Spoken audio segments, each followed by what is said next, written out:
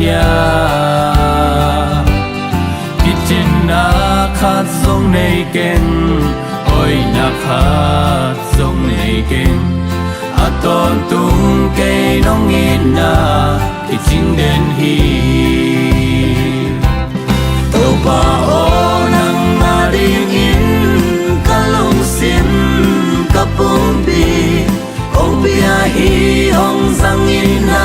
min tan na di Kanun na na day bang in ong sekin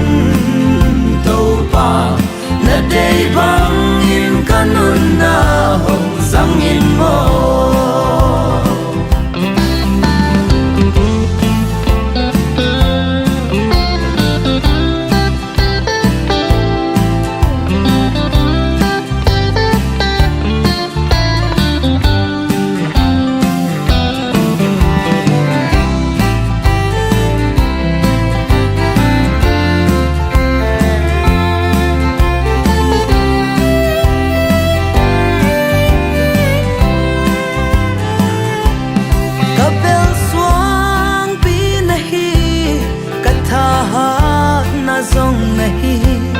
Kagwal zo nakakida na zong nahi Aton tung namin hong patning Na hoy na kan gen gen ning La insaning kanun sung in hong pataning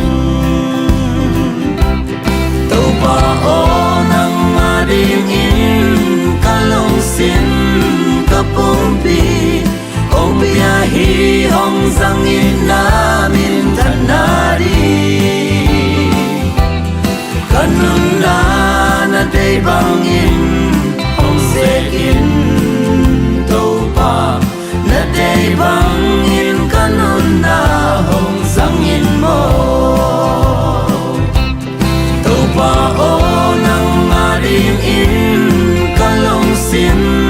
kapumpi Ong pia hi ong sang in